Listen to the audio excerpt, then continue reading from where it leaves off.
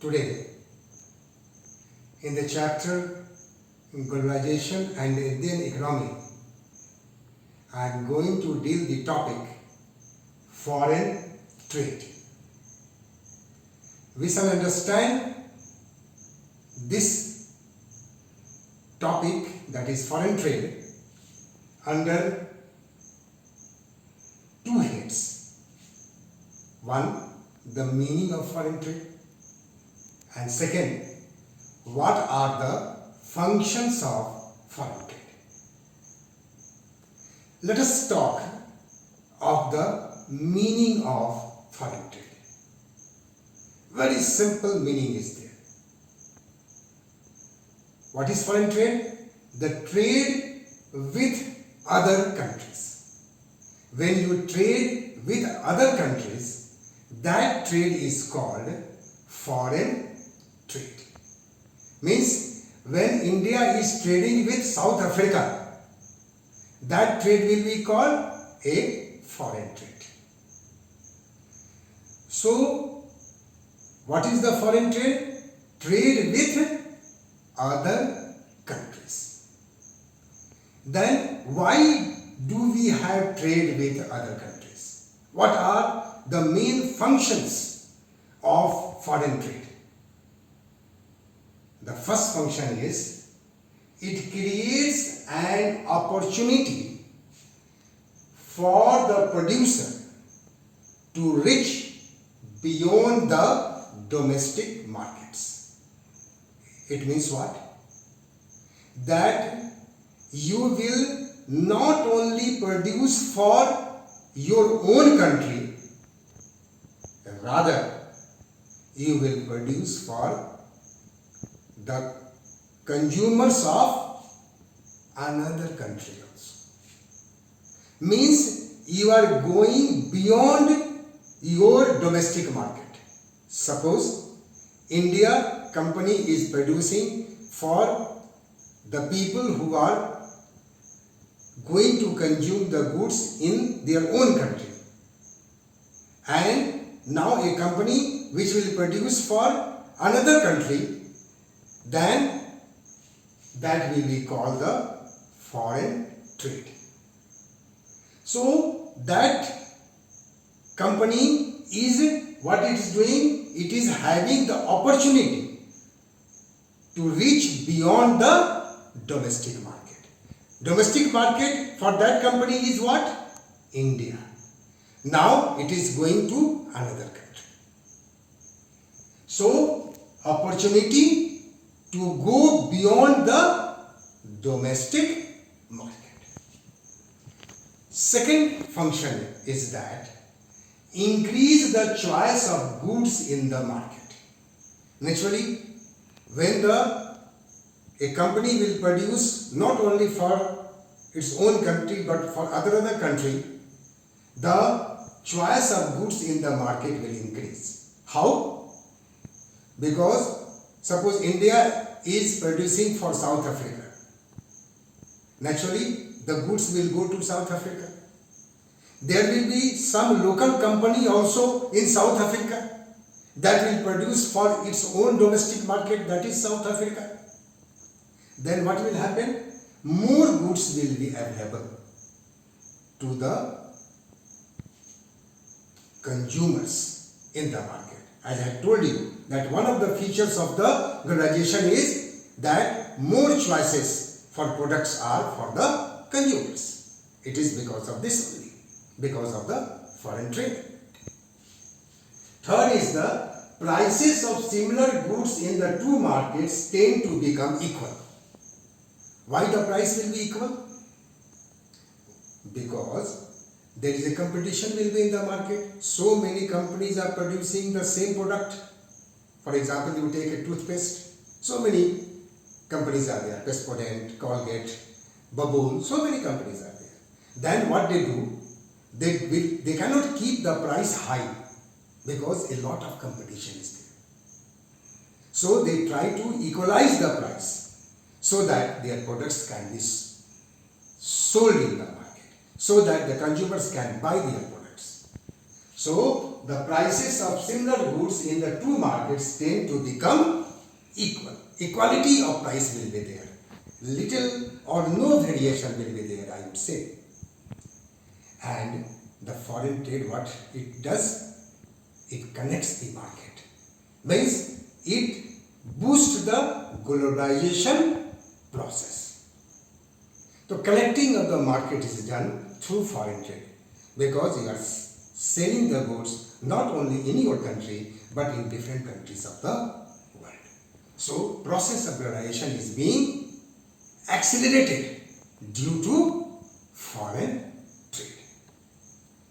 Now let us talk of another topic, that is the liberalization. Liberalization, we will understand first of all the meaning of liberalization.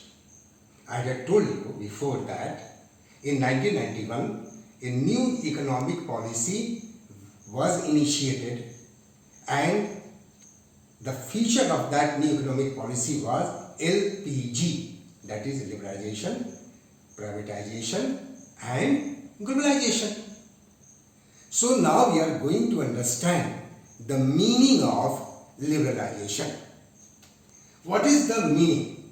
Removing barriers or restrictions set by the government. Before 1991, I had explained to you that so many restrictions were imposed on the private sector. Now, those restrictions are removed after 1991. What were those restrictions? That they had to take the license for setting up the industry. Another restriction was that they cannot import raw materials, and if they imported, they had to pay high price for that. Another restriction was that they cannot import technology. If technology was imported, more price they has to pay. So many barriers were imposed by the government on the private sector. And because of that, what has happened? After 1991, those restrictions or barriers were removed. Now, no license is required. Now, they can regulate the market and price at their own level. Now, they can import technology. Now, they can import raw materials also. So all these facilities now were provided to private sector due to liberalization. Second is freedom from closed and regulated economy. Before, the economy was closed. What does it mean?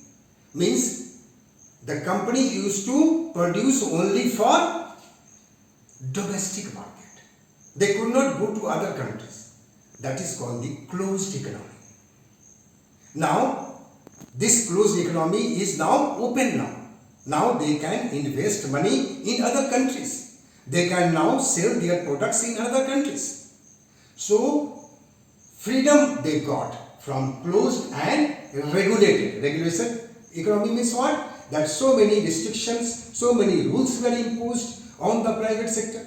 So those things were removed now. And minimum interference of government in the activities of private sector. Means minimum interference will be there. There were so many industries which were only for private sector, now were given to from the public sector to private sector. Now it has been given. So many industries were there. You can say examples are the air transport, electricity, heavy machines. All these industries before, these were reserved only for public sector only. Now it has been given to private sector also. So minimum interference of government is there. Allowed private sector to take up activities which were given to public sector. Just now I said that so many industries like electricity, air transport, shipbuilding, heavy machine, all these were now given to private sector. Now they can set up industries without prior permission also, except few industries like alcohol, cigarette, hazardous chemicals, industrial explosive, electronic aerospace, and drug and pharmaceutical. In this they have to take prior permission, but in other industries they don't have to take prior permission from the government. Now they are free to produce any article. So these are the features, or you can say these are the activities which have been vested to the private sector so that they can set up industry with minimum interference of the government. Now what is the aim behind it? Aim is competition would improve the performance of producer within the country. Just now I told you that many companies will produce many goods. Naturally what will happen? More products will be in the market. When the more products will be in the market, then what will happen? More competition will be there. And once the more competition will be there, the prices of the product will be less. So the competition increases the quality also. Competition reduces the price of a product also. And the reason was why liberalization came. I told you before also, trade barrier was there, restriction on import was there, in order to increase or decrease, regulate foreign trade, and to decide what kinds of goods and how much of each should come into the country. These were the trade barriers that we have to give. So many restrictions were imposed. Those trade barriers have been removed. And once the trade barriers have been removed, then liberalization has come in our country, and with the liberalization process is in continuity, and in this way that LPG, that is liberalization, privatization and globalization, which were the features of new economic policy of 1991, were introduced in our country. With this topic, I come to the end of the chapter globalization and the Indian economy. Thanks.